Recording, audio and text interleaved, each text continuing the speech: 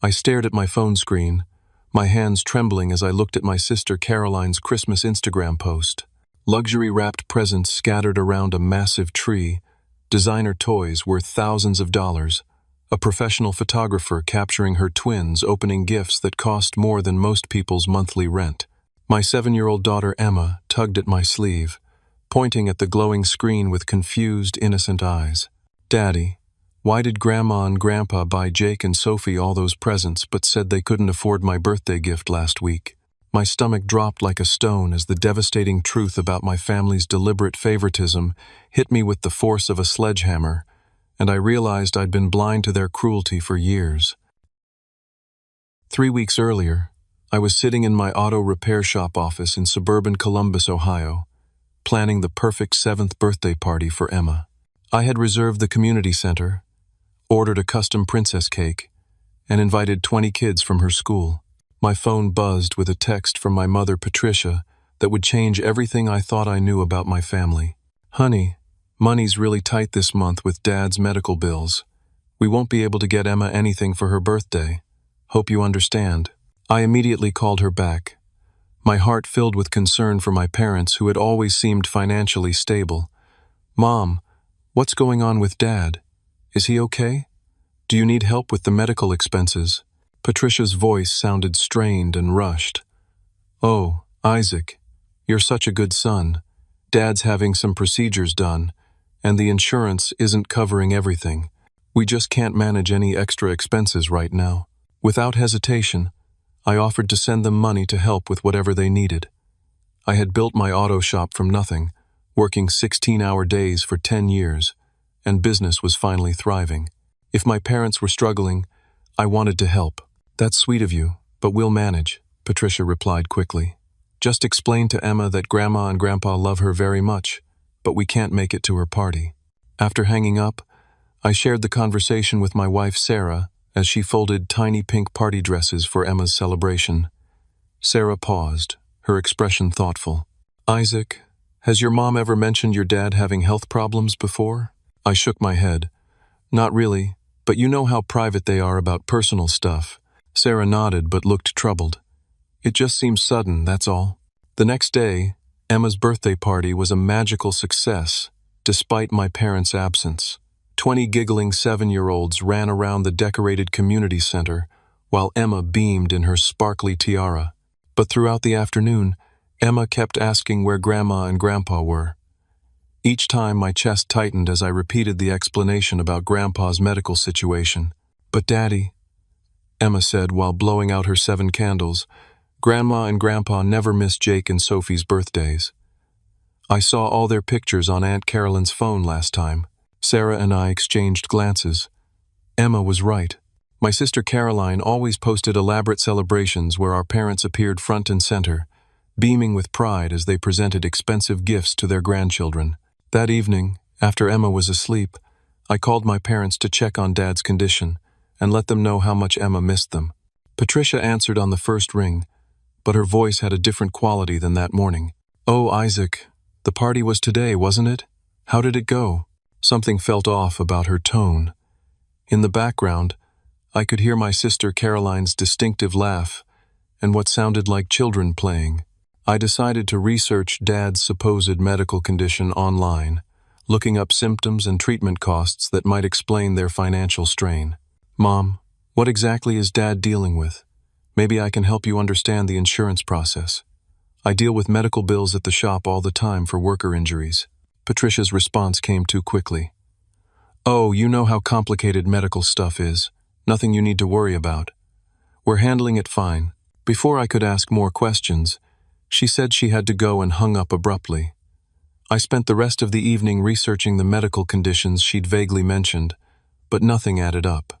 The procedures she described weren't typically expensive enough to cause serious financial hardship for people who owned their home and had decent insurance. Sarah found me at the kitchen table at midnight, surrounded by printed insurance guides and medical websites. "What are you doing? Something doesn't make sense," I told her.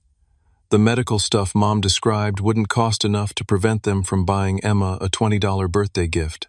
Sarah sat down beside me, her expression serious. "Isaac, I need to tell you something I've noticed. Your mom has always been kind of cold toward Emma. Not obviously mean, just distant. Like she's doing her duty but not really connecting. I wanted to defend my mother, but Sarah's observation hit something I'd been unconsciously aware of for years.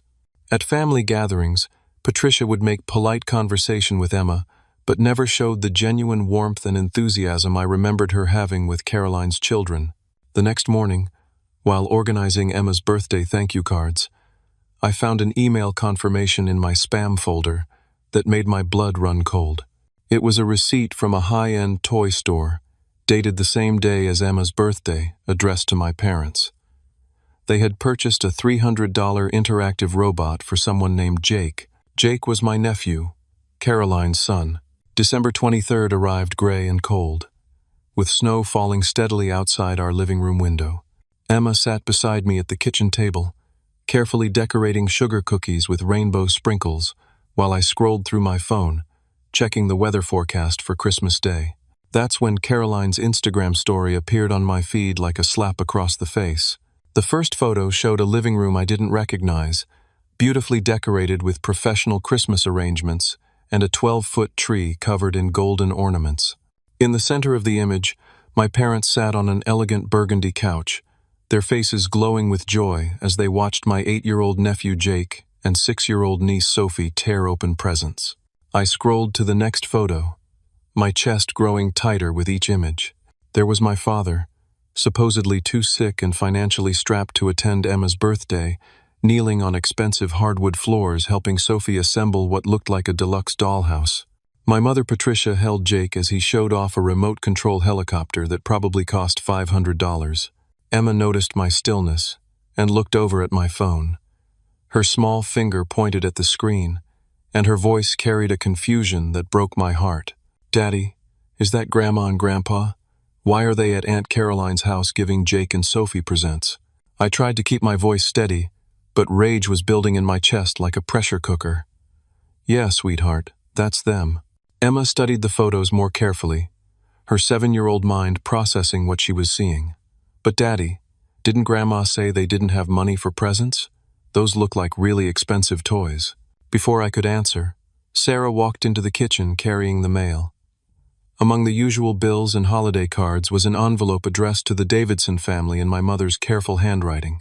Sarah opened it to reveal an expensive Hallmark Christmas card with golden edges and embossed lettering. Inside, written in Patricia's neat script, was a message that made my stomach drop. "To our dear Caroline, David, Jake, and Sophie, wishing you the most wonderful Christmas filled with love and joy. Thank you for being such a blessing to our family. Love always, Grandma and Grandpa." There was no card for Emma. Nothing. Sarah's face went white as she read the card. "Isaac, this is addressed to Caroline's family only. Emma isn't even mentioned." I looked at our daughter, who was now staring at the Christmas card with the same confused expression she'd had while looking at the Instagram photos.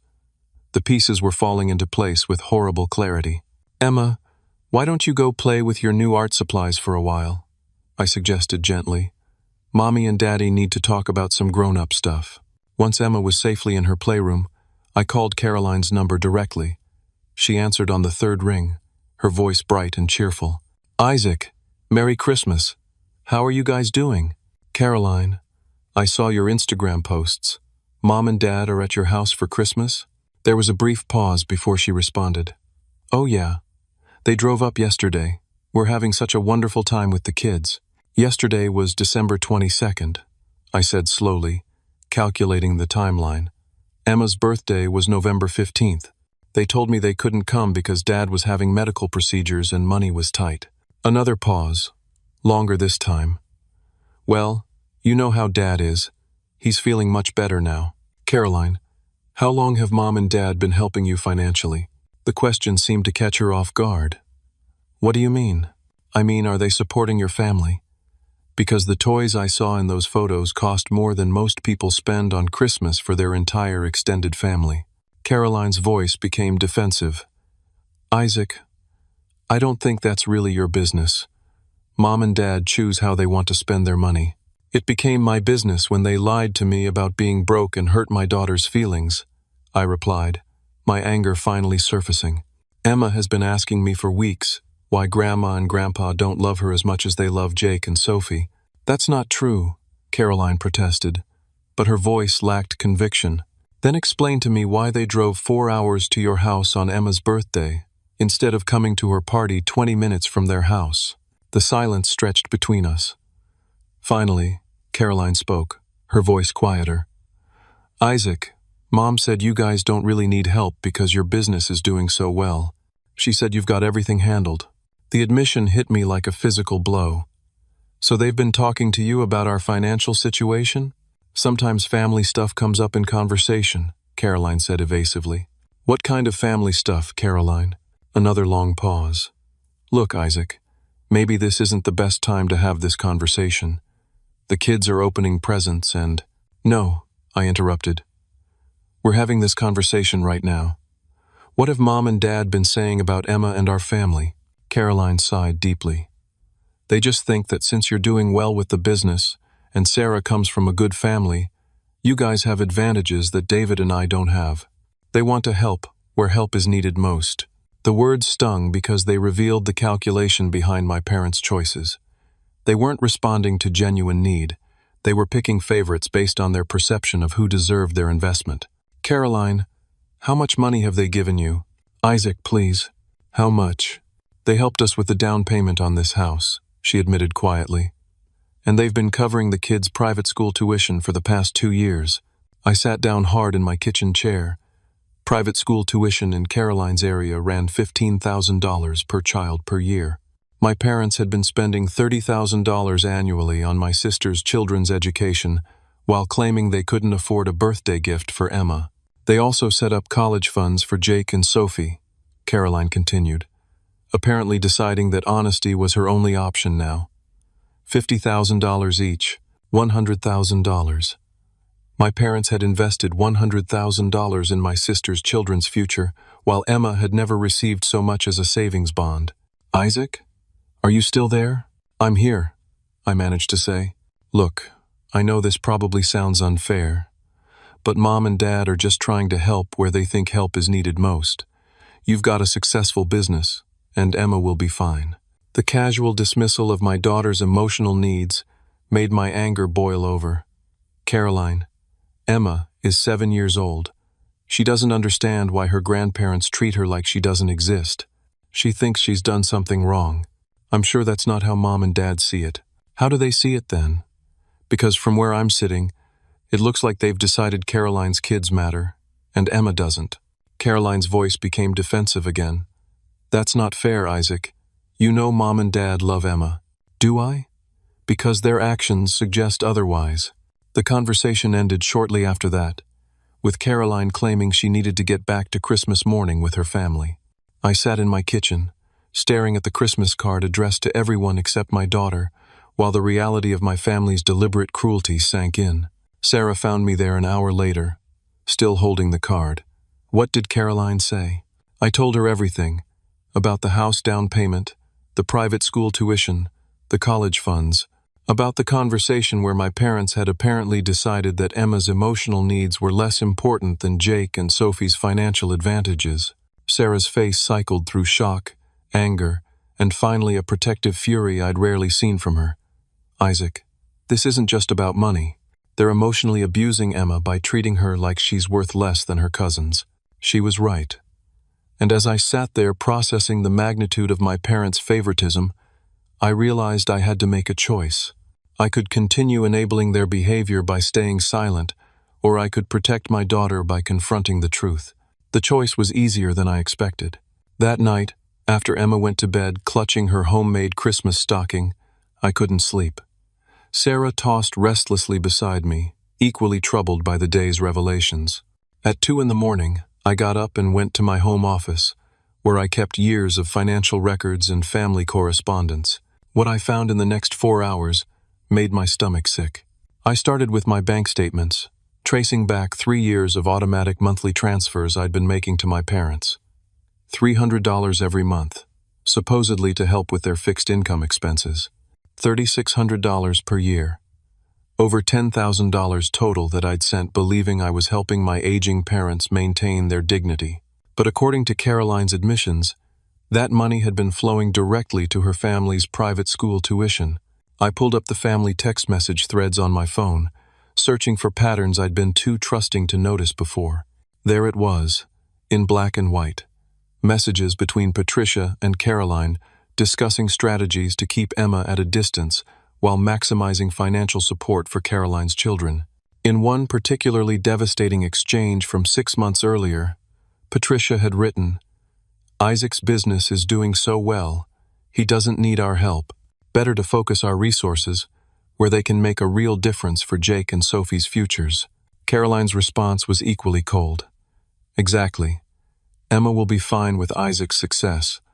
Our kids need the foundation that private school provides."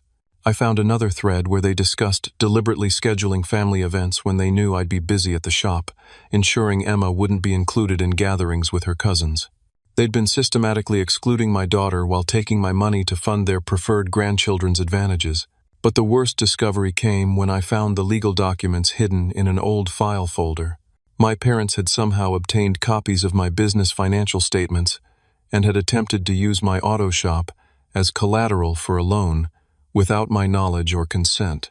Only a technicality in the bank's verification process had prevented them from potentially bankrupting me to fund Caroline's family. The loan application was for $60,000, and the stated purpose was family education expenses. They had been willing to risk my livelihood to pay for Jake and Sophie's continued private schooling. I called my lawyer's emergency line at 4 in the morning. "Tom, this is Isaac Davidson. I need to know if someone can use my business as collateral, without my signature." Tom Mills had been my attorney since I'd started the shop. His sleepy voice became alert when I explained what I'd found. "Isaac, what you're describing is fraud. If they forged documents, or misrepresented their authority to pledge your assets, they've committed multiple felonies. What should I do? First, change all your banking information immediately. Second, bring me those documents first thing Monday morning. Third, document everything you've discovered. We may be looking at a criminal case." As dawn broke over Columbus, I sat surrounded by evidence of my family's betrayal. They hadn't just shown favoritism toward Caroline's children. They'd been actively stealing from me to fund that favoritism, while emotionally damaging Emma in the process. Sarah found me in the office at 7, still going through papers. Her face was pale with exhaustion from a sleepless night. "Isaac, I found something too," she said quietly, holding Emma's small pink diary. I was putting away her laundry, and this fell out of her backpack. She opened to a page dated 2 weeks after Emma's birthday. In careful 7-year-old handwriting, Emma had written, "I think I must be a bad granddaughter, because Grandma and Grandpa don't visit me like they visit Jake and Sophie. Maybe if I draw them more pictures, they will love me better." The entry was decorated with crayon drawings of stick-figure grandparents holding hands with a little girl labeled Emma. Hearts and flowers surrounded the figures, evidence of my daughter's desperate hope for connection. Sarah turned the page to reveal another entry. "Daddy says Grandpa is sick, but I saw him on Aunt Caroline's phone playing soccer with Jake. I think they don't want to see me because I did something wrong." My hands shook as I read my daughter's innocent attempts to understand adult cruelty. She'd been blaming herself for their rejection, internalizing their favoritism as evidence of her own inadequacy. "Sarah, we have to protect her from this." "I know, but Isaac, there's more. Emma's teacher called yesterday while you were at the shop. Emma told her art teacher that she didn't want to make Father's Day cards last year because her grandparents only love some kids, not all kids. The school counselor has been monitoring her for signs of family stress. The revelation that Emma's pain had become visible to her teachers was the final straw. My family's emotional abuse of my daughter had reached the point where trained professionals were noticing its effects. I spent the rest of Christmas Eve documenting everything. Every financial transfer, every excluded invitation, every cold interaction between Patricia and Emma that I'd rationalized or ignored. I compiled years of evidence showing a systematic pattern of favoritism designed to elevate Caroline's children while diminishing Emma's sense of worth. By Christmas morning, I had a complete dossier of my family's manipulation, financial fraud, emotional abuse, and deliberate cruelty toward a 7-year-old child whose only crime was being born to the wrong parents. I also had a plan. Sarah and I gave Emma a magical Christmas morning, despite the chaos surrounding us. We watched her delight in the gifts we'd chosen with love and attention, and I made a promise to myself that this would be the last Christmas my daughter would spend, wondering why her grandparents didn't love her enough to include her in their lives. While Emma played with her new art supplies, I crafted a social media post that would change everything. It contained the complete truth about my family's favoritism, with financial evidence and timeline documentation. I included photos of Emma's heartbreaking diary entries alongside pictures of Caroline's lavish Christmas posts. I scheduled the post to publish on Christmas morning at 6 a.m., when families across the country would be checking social media to share their holiday joy. I wanted my extended family, my community, and my parents' friends to see exactly what kind of people Patricia and David Davidson really were. The post ended with a simple statement: "My daughter deserves better than grandparents who steal from her father to spoil their favorite grandchildren. This ends today." At 5:59 a.m. on Christmas Day, I hit publish. Within minutes of posting, my phone began buzzing with notifications. Comments, shares, and private messages flooded in faster than I could read them. By 6:30 a.m., while Emma was still opening presents under our Christmas tree, the post had been shared over 200 times. Uncle Robert, my father's brother who lived in Indiana, was among the first to comment publicly. "Isaac, this explains so much. Patricia treated my kids the same way 15 years ago. I wondered if I was imagining it." Cousin Jennifer, Patricia's niece, shared her own story in the comments. "I stopped bringing my family to holiday gatherings because of this exact behavior. Patricia would ignore my children while fawning over Caroline's kids. I thought I was being oversensitive." By 7 a.m., I had received 12 private messages from extended family members sharing similar experiences with Patricia's favoritism. A pattern emerged that went back decades, showing systematic exclusion of certain family branches while elevating others based on Patricia's personal preferences and judgments. My phone rang at 7:15. Patricia's number. "Isaac Davidson, you take that post down immediately." Her voice was shaking with rage. "How dare you humiliate our family like this on Christmas morning?" "Mom, everything in that post is true. I have documentation for every claim I made. You're destroying our reputation over nothing. So what if we spend a little extra on Caroline's kids? They need more help than Emma does." The casual admission that she'd been deliberately showing favoritism was stunning. She wasn't even trying to deny it. "Mom, you told me you were broke and couldn't afford Emma's birthday gift. I found the receipt for Jake's $300 robot that you bought the same day." "That's different. Caroline asked us to help with a special gift for Jake's birthday. What about Emma's birthday? Did anyone ask you to help with a special gift for her?" Silence. "Mom, I've been sending you $300 a month for 3 years. That's over $10,000. Where has that money been going? We use that money for expenses." "What expenses?" "Caroline told me you've been paying $30,000 a year for private school tuition. That's my money funding Jake and Sophie's education, while Emma doesn't even get a birthday card." Patricia's voice became defensive and cruel, in a way I'd never heard before. "Emma doesn't need private school. You and Sarah can afford to give her whatever education she needs. Caroline and David are struggling." "Struggling? You bought them a house. We helped with the down payment because they needed support starting their family. What did you do to help Sarah and me when Emma was born?" Another long silence. "Nothing," I answered for her. "You did nothing. Because in your mind, Emma doesn't count as a real grandchild deserving of investment." The call ended with Patricia screaming about ungrateful children and family loyalty before hanging up on me. My phone immediately rang again. "Caroline, Isaac, you have to delete that post. People are calling me asking questions about our family's finances. This is humiliating."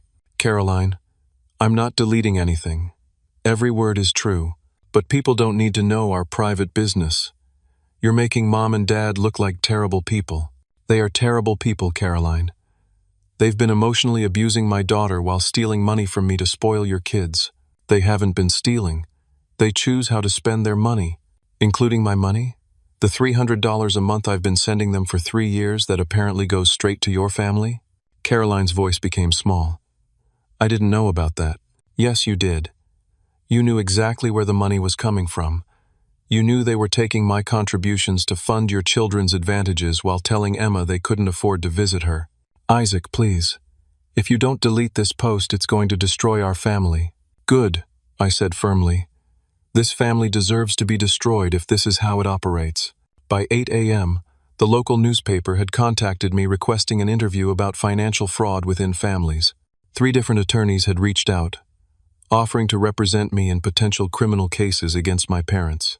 My auto shop's social media page was receiving supportive messages from customers expressing outrage at my family's treatment of Emma. Most importantly, extended family members I hadn't spoken to in years were reaching out to Emma directly, inviting her to visit and expressing genuine interest in getting to know their great niece, who had been hidden from them by Patricia's manipulation. Uncle Robert called at 8:30. Isaac, I want you to know that your cousin Mark and I are driving up from Indianapolis today. We want to spend Christmas with Emma and show her what real grandparents look like. Robert, you don't have to do that. Yes, I do. I let Patricia push my family away 20 years ago, and I've regretted it ever since. I'm not letting her do the same thing to Emma. By 9 a.m., 4 cars were parked in my driveway. Uncle Robert and his wife Nancy had arrived with their son Mark and his family. Cousin Jennifer had driven 3 hours from Cleveland with her husband and 2 children. My father's sister Ruth, who lived in Toledo, had come with her daughter and granddaughter. Emma was overwhelmed with joy at suddenly having a house full of relatives who were genuinely excited to meet her, bringing thoughtful gifts and asking about her interests with sincere enthusiasm. For the first time in her life, she experienced what it felt like to be welcomed and celebrated by extended family. While Emma played with her newly discovered cousins, the adults gathered in my living room to share their experiences with Patricia's favoritism and manipulation. The stories were remarkably similar: systematic exclusion, deliberate scheduling conflicts, and emotional coldness towards certain family members while lavishing attention on others. She did this to us when Mark was Emma's age, Uncle Robert explained. Patricia would invite Caroline's family to every holiday gathering, but forget to mention when we were having family events. When I confronted her about it, she claimed there had been communication mix-ups. Cousin Jennifer nodded. She made comments about my husband not being ambitious enough and suggested our kids wouldn't benefit from the same opportunities as Caroline's children. After a few years of feeling unwelcome, we just stopped coming to family events. Aunt Ruth's story was the most revealing. Patricia called me last month asking if I could lend her $5,000 for emergency medical expenses. When I asked what kind of medical emergency, she was vague and evasive. Now I know she was probably trying to get money for Caroline's kids. The pattern was clear. Patricia had been systematically isolating family members who didn't meet her standards while extracting financial resources from those who did. She'd been running a family favoritism scheme for decades, and I'd been too trusting to recognize it. At 8:45 a.m., my father's truck pulled into the driveway. Through the living room window, I could see him getting out of the driver's seat, his face red with anger. Patricia emerged from the passenger side, and behind them, Caroline's minivan arrived with her husband David and their 2 children. They had driven 4 hours through Christmas morning traffic to confront me about the social media post that was destroying their carefully constructed narrative about family loyalty and financial need. Uncle Robert stood up and looked out the window. Isaac, do you want us to stay for this? I looked at Emma, who was happily showing her new cousin how to use her art supplies, oblivious to the storm about to break outside our front door. Yes, I said firmly. I want Emma to see what it looks like when family members stand up for each other. My father's fist was already pounding on the front door. The pounding on my front door was so aggressive that Emma looked up from her coloring books, startled. Uncle Robert immediately moved toward the window while Cousin Jennifer instinctively stepped closer to Emma, creating a protective barrier around my daughter. Isaac Davidson, you open this door right now. My father's voice carried across the yard, loud enough that neighbors were beginning to peer out their windows. I opened the door to find my father's face purple with rage. my mother standing behind him with tears streaming down her cheeks, and Caroline's family huddled together looking embarrassed by the scene they'd been dragged into. "Dad, keep your voice down. Emma is inside with family." "Family?" he spat. "You mean the people you invited here to humiliate us? You destroyed Christmas for everyone with your lies and manipulation." "What lies?" I asked calmly. "Everything in my post was documented fact.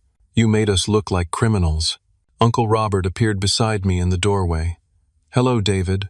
"Patricia." The sight of his brother seemed to deflate my father slightly.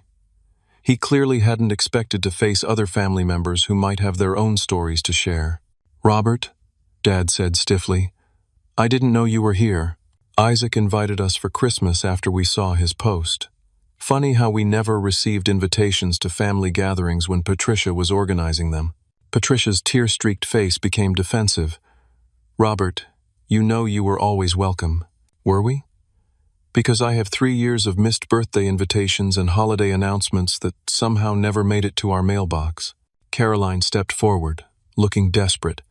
"Uncle Robert, this is just a misunderstanding. We can work this out as a family without involving the whole community." "Caroline," Cousin Jennifer appeared in the doorway. "Is it true that Grandma and Grandpa have been paying for your kids' private school tuition?" Caroline's face went white. She clearly hadn't expected to face a room full of family members who now knew the details of her financial arrangements with our parents. "That's not really anyone's business," Caroline replied weakly. "It became everyone's business when they told Isaac they were too broke to buy Emma a birthday gift." Aunt Ruth joined the conversation from behind us. "Hello, Patricia. Still playing favorites after all these years?" My mother's face crumpled. She was facing 4 adult family members who had personal experience with her favoritism, and her usual tactics of denial and manipulation weren't working. "Can we please come inside and discuss this privately?" Patricia asked, her voice small.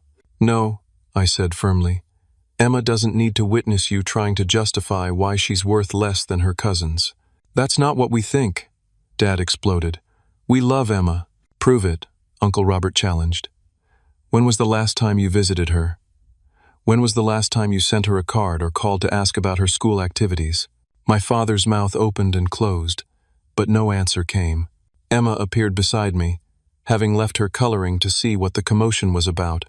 She looked up at my parents with the same confused expression she'd had when looking at Caroline's Christmas photos. "Hi, Grandma and Grandpa," she said politely. "Did you come to see my Christmas presents?" The innocent question hung in the air like a challenge. Patricia knelt down to Emma's eye level, clearly struggling to maintain her composure. "Hi, sweetheart. We just wanted to talk to your daddy about some grown-up things." Emma nodded seriously. "Are you sad because Daddy posted those pictures on his phone? Cousin Mark said people were being mean to you on the computer." Out of the mouths of babes. My 7-year-old daughter was showing more emotional intelligence than the adults who had been excluding her from their lives. "Emma, we're not mad at you," Patricia said carefully. "We love you very much." "Then why don't you visit me like you visit Jake and Sophie?" Emma asked with devastating directness. "They get to go to special dinners and get presents all the time. Do I live too far away?" The question hit Patricia like a physical blow. She looked up at me with panic in her eyes, realizing that her carefully constructed excuses were falling apart under a child's simple logic. "Emma," Caroline interjected, "Grandma and Grandpa live closer to our house, so it's easier for them to visit us. But Daddy said you live 4 hours away, and we only live 20 minutes away," Emma replied, her math skills making Caroline's excuse meaningless. Caroline's face flushed red as she realized she'd been caught in an obvious lie in front of multiple witnesses. My father tried a different approach. "Emma, sometimes grown-ups make decisions that don't seem fair to kids, but there are reasons that are hard to explain." "Like what reasons?" Emma asked, her curiosity genuine. The adults fell silent. There was no explanation for their behavior that wouldn't sound cruel when spoken to a 7-year-old. Uncle Robert knelt down beside Emma. "Sweetheart, sometimes grown-ups make mistakes and hurt people's feelings without meaning to. Your daddy is trying to make sure that doesn't happen anymore." Emma nodded thoughtfully. "Like when I accidentally broke Mom's flower pot and had to say sorry and help plant new flowers?" "Exactly like that," Robert smiled. "Sometimes when people hurt someone's feelings, they need to say sorry and find ways to fix it. Emma looked expectantly at my parents. Are you going to say sorry for missing my birthday? Patricia's tears were flowing freely now. She looked at her granddaughter's trusting face and seemed to realize, perhaps for the first time, the impact of her choices on an innocent child. Emma, Grandma is very sorry we missed your birthday, she said quietly. And that you never visit me? Yes, and that we never visit you. And that you don't call me or send me cards like you do for Jake and Sophie?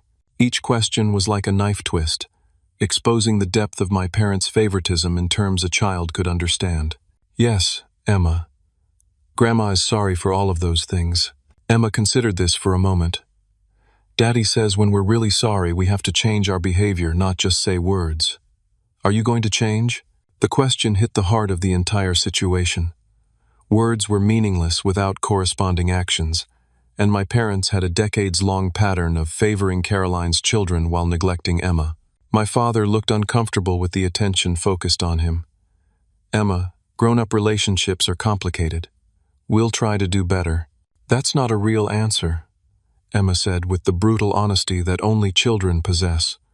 Are you going to visit me and call me and send me cards like you do for my cousins? The silence stretched uncomfortably as my parents realized they were being held accountable by a 7-year-old who simply wanted equal treatment.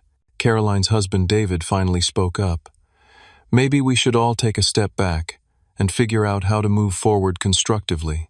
David's right, Caroline agreed quickly, clearly desperate to end the confrontation. This has gotten out of hand. Has it? Aunt Ruth challenged. Because from where I stand, this conversation is long overdue. Emma deserves to know where she stands with her grandparents. Emma looked around at all the adults staring at her and seemed to realize she was at the center of something important. I just want Grandma and Grandpa to love me like they love Jake and Sophie. I don't understand why that's hard. The simple statement contained more wisdom than any of the adults had managed to express. A child's need for equal treatment wasn't complicated or unreasonable. It was basic human dignity. My phone buzzed with a notification. The social media post had now been shared over 800 times, and the local news station was requesting an interview about family favoritism and emotional abuse. Isaac, Patricia said desperately, please delete that post. We can work this out privately. Mom, we've had 7 years to work this out privately. You chose not to. But this public humiliation isn't solving anything. Actually, it is, Uncle Robert interjected. It's exposing patterns of behavior that have hurt multiple family members for decades. Sometimes public accountability is the only thing that creates real change. Emma tugged on my sleeve. Daddy, can I ask Grandma and Grandpa something? I nodded, curious what insight my daughter would offer. Emma looked directly at my parents. Do you think I'm a bad granddaughter? The question hit like a bombshell. Patricia gasped, and my father's angry expression crumbled. Emma, no, Patricia cried. You're not a bad granddaughter. Then why do you act like you don't want to see me? Emma asked with heartbreaking logic. It was the question that cut through all the adult rationalizations and excuses. My parents were facing the consequences of their choices through the eyes of the child they'd been hurting. And for the first time in years, they had no answer that didn't reveal the ugliness of their favoritism. The silence following Emma's question was deafening. My parents stood frozen, realizing they'd been cornered by a 7-year-old's simple logic. Around us, neighbors had gathered on their porches, drawn by the commotion and the growing number of cars in my driveway. My father tried to regain control of the situation. This conversation needs to happen inside, away from the neighborhood. No, I said firmly. Emma doesn't need to be trapped in a room while you try to gaslight her about your behavior. We're not gaslighting anyone, Patricia protested.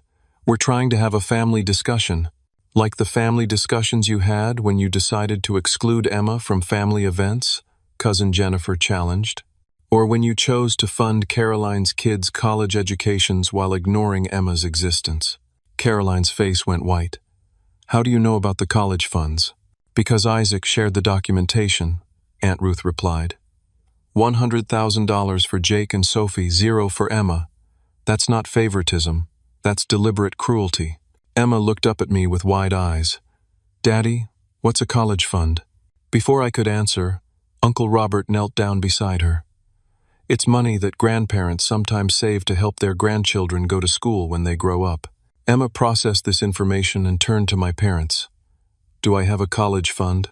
Patricia looked like she wanted to disappear. Emma, that's something we can talk about later. That means no, Emma said with devastating accuracy. You saved money for Jake and Sophie's school, but not for mine. The blunt statement hung in the air, forcing everyone to confront the mathematical reality of my parents' favoritism. They had invested $100,000 in Caroline's children's futures, while actively refusing to acknowledge Emma's existence in their financial planning. My father's face turned red again. Emma, you don't understand how these things work. Your daddy's business is successful, so you don't need help the way Jake and Sophie do. But Daddy sends you money every month to help you, Emma replied, her innocent observation dropping like a bomb. I heard him talking to Mommy about it. So you do have money for college funds. Caroline's mouth fell open. Isaac's been sending you money? $300 a month for 3 years, I confirmed. Money that apparently went straight to your family's expenses while my parents claimed they were too broke to buy Emma birthday gifts. The financial revelation was the final piece that completed the picture of my parents' manipulation. They had been taking money from one son to spoil the other son's children while neglecting their third grandchild entirely. David, Caroline's husband, looked genuinely shocked. Caroline, did you know they were taking money from Isaac? Caroline's inability to answer was answer enough. Emma tugged on Patricia's coat. Grandma, why did you take Daddy's money to buy presents for Jake and Sophie instead of saving some for me? The question, asked with a child's innocent directness, was more devastating than any adult accusation could have been. Patricia knelt down and tried to take Emma's hands, but Emma stepped back toward me. Sweetheart, grown-up money decisions are very complicated. No, they're not, Emma replied with startling clarity. You chose to spend money on Jake and Sophie, and not on me. That's not complicated, that's just mean. Uncle Robert's phone buzzed, and he glanced at it before looking up with a grim expression. Isaac. The local news van just pulled up at the end of the street. My social media post had gained enough attention to attract media coverage. Within minutes, a reporter would be knocking on our door asking questions about family favoritism and financial manipulation. My father's panic was immediate. Isaac, you have to send them away. This is private family business. Nothing about this has been private, Dad. You've been publicly excluding Emma from family events for years. You've been publicly celebrating Caroline's kids while ignoring Emma. The only difference is now people know the truth, instead of just seeing the surface. Caroline grabbed my arm. Isaac, please. The reporter is going to ask about our finances, about the private school tuition, about everything. This will ruin our reputation in our community. Your reputation should be ruined, I said coldly. You've been complicit in emotionally abusing a 7-year-old child. Emma looked up at me. Daddy, what's a reporter? Someone who asks questions and tells people's stories, I explained gently. Emma considered this. Will they ask me questions? They might, sweetheart. Do you want to talk to them? Emma nodded seriously. I want to tell them that I just wanted Grandma and Grandpa to love me like they love my cousins. The simple statement broke something inside Patricia. She started crying openly, finally seeming to understand the impact of her actions on my daughter. Emma, I do love you, she sobbed. Then why don't you show me? Emma asked with heartbreaking logic. Jake and Sophie get visits and presents and special dinners and college money. What do I get? Patricia had no answer, because the truth was that Emma got nothing. 7 years of systematic neglect couldn't be explained away with words about love when the actions told a completely different story. The news van pulled into my driveway, and a reporter with a camera operator stepped out. My father immediately tried to position himself between the camera and Emma. You people need to leave. This is a private family matter. The reporter, a professional woman in her 30s, approached calmly. Good morning. I'm Jennifer Walsh from Channel 7 News. We received multiple calls about a social media post documenting family financial fraud and child emotional abuse. Is this the Davidson residence? Yes, I answered before my father could speak. I'm Isaac Davidson, and I posted the documentation about my family's treatment of my daughter. Mr. Davidson, would you be willing to speak on camera about your experiences? Before I could answer, Emma stepped forward. Are you the question lady? Jennifer Walsh smiled and knelt down to Emma's level. I am. I ask questions to help people understand what's happening. What's your name? Emma. I'm 7 years old, and my grandparents don't visit me because they like my cousins better. The reporter's expression shifted to one of professional concern. Emma, can you tell me more about that? Emma looked up at me for permission, and I nodded. She turned back to the reporter with the confidence of a child who had nothing to hide. My grandparents go to all of Jake and Sophie's birthdays and give them expensive presents and take them to special dinners and saved money for their college. But they told my daddy they were too poor to come to my birthday party. Then we saw pictures of them giving Jake and Sophie lots of presents on the same day as my birthday.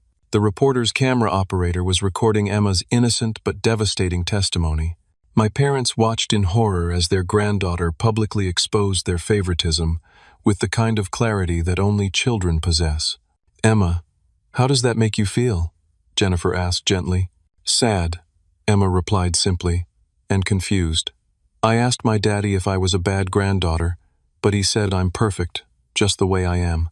I think my grandparents just don't like me very much. Patricia made a strangled sound and reached toward Emma, but Emma stepped closer to me instead of accepting her grandmother's comfort. The reporter turned to my parents. Mr. and Mrs. Davidson, do you have any response to your granddaughter's statements? My father's face was purple with rage and embarrassment. We're not answering questions from reporters about our family's private business. But sir, financial fraud isn't private business. We have documentation showing that you've been taking money from one son while spending large amounts on another son's children. How do you respond to allegations of favoritism and emotional abuse? There's no abuse, Patricia cried. We love all our grandchildren. Emma looked up at her with sad eyes. If you love me, why don't you act like it? The question, captured on camera and broadcast to thousands of homes that evening, would become the defining moment of the entire situation. A 7-year-old child asking her grandmother why love required proof through actions, not just words. It was a question my parents couldn't answer without admitting their cruelty, and their silence on camera spoke louder than any confession could have. 6 months later, I sat on my back porch on a warm June evening, watching Emma play in the yard with her cousins Mark and Jennifer's kids. Uncle Robert was teaching them how to plant tomatoes in our garden, while Sarah and Aunt Nancy discussed plans for Emma's 8th birthday party. The transformation in our family had been remarkable and complete. Within a week of the news story airing, my parents had agreed to financial restitution that included establishing a college fund for Emma, equal to what they'd provided for Caroline's children. They also agreed to repay every dollar I'd sent them over 3 years, with interest. The civil lawsuit I'd filed had been settled out of court when they realized the alternative was potential criminal charges for financial fraud. More importantly, they'd agreed to attend family counseling sessions focused on understanding the impact of favoritism on grandchildren. The therapist, Dr. Martinez, had been blunt about the psychological damage they'd caused Emma through their systematic exclusion. Favoritism isn't just unfair, she'd explained during our joint session. It's a form of emotional abuse that can damage a child's sense of self-worth for decades. Emma spent the first 7 years of her life believing she was fundamentally less valuable than her cousins. Patricia had cried during that session, finally understanding that her choices had been motivated by her own prejudices about social class and financial success, rather than any genuine need to help where help was needed most. The counseling had been painful but necessary. My parents had been forced to confront their bias against Sarah's family background and their resentment about my success without a college degree. They'd been taking out their own insecurities on an innocent child. Caroline's family had faced their own reckoning. When their community learned about the private school tuition arrangement and the financial manipulation involved, Caroline and David had been forced to withdraw Jake and Sophie from private school and find employment that didn't depend on my parents' support. Caroline had eventually apologized to Emma directly, acknowledging her role in encouraging the favoritism that had hurt her niece. But the most significant change had been the emergence of Emma's relationship with extended family members, who had been excluded from family events for years. Uncle Robert and Aunt Nancy had become the loving grandparent figures Emma had always deserved, visiting monthly and including her in family traditions that Patricia had never bothered to establish. Cousin Jennifer's children, who were close to Emma's age, had become the cousins Emma could actually spend time with and build relationships with. Family gatherings were now inclusive events, where all children were welcomed and celebrated equally. Emma herself had thrived with therapy and the security of knowing she was valued by family members who chose to demonstrate their love through consistent actions. Her school performance improved dramatically when she no longer carried the emotional burden of wondering why her grandparents didn't want her in their lives. "Daddy," Emma called from the garden, "Uncle Robert says I can help him plant the corn next week." I smiled, watching my daughter experience the joy of being genuinely wanted and included by family members who saw her value. My relationship with my parents had slowly begun to rebuild, but it was based on new terms that prioritized Emma's emotional safety. They were allowed supervised visits that gradually increased as they demonstrated consistent, respectful treatment of Emma. The monthly visits were structured around activities Emma enjoyed, and Patricia was learning to engage with her granddaughter as an individual rather than comparing her to Caroline's children. The process wasn't always easy. Patricia struggled to overcome years of ingrained favoritism, and there were setbacks when she would make comments that revealed her continuing bias. But Dr. Martinez had equipped our family with tools to address these moments directly, rather than allowing them to fester. My auto shop had actually benefited from the publicity surrounding our family's story. Customers appreciated my willingness to stand up for my daughter, and many shared their own experiences with family favoritism and emotional abuse. The community support had been overwhelming and affirming. Most importantly, Emma had learned that she deserved to be treated with dignity and respect by everyone in her life, including family members. She developed strong boundaries and the confidence to advocate for herself when those boundaries were crossed. "Isaac, Sarah joined me on the porch," Emma's teacher called today. She wanted to know if Emma could share her story at a conference about children's emotional resilience. Apparently, other kids in her class have been inspired by how she stood up for herself. I looked at my daughter, who was now 8 years old and radiated confidence in a way that had been missing during those early years when she'd internalized my parents' rejection. "What do you think?" I asked Sarah. "I think Emma has something important to teach other kids about knowing their worth," she replied. That evening, after extended family had gone home and Emma was safely asleep, I reflected on the journey we'd traveled together. Standing up to my parents' favoritism had been terrifying because it meant risking relationships that I'd valued, even though they were built on dysfunction. But protecting Emma's emotional well-being had required courage I didn't know I possessed. The alternative was watching my daughter grow up believing she was fundamentally less valuable than her cousins, internalizing my parents' cruelty as evidence of her own inadequacy. The most profound lesson had been understanding that love requires action, not just words. My parents had claimed to love Emma while systematically excluding her from their lives and financial planning. Their words were meaningless without corresponding behaviors that demonstrated care and investment in her well-being. True family relationships are built on mutual respect, consistent care, and equal treatment. Blood relationships that involve favoritism, manipulation, or emotional abuse aren't worth preserving if they damage innocent children in the process. Emma deserved grandparents who celebrated her existence, invested in her future, and made her feel valued as an individual. When my parents proved incapable of providing that love, extended family members stepped forward to fill that role with genuine warmth and commitment. Standing up to family dysfunction is never easy, but protecting children from emotional abuse is always worth the temporary discomfort of challenging adults who should know better. Emma's confidence and joy now are proof that children thrive when they're surrounded by adults who demonstrate their value through consistent, loving actions.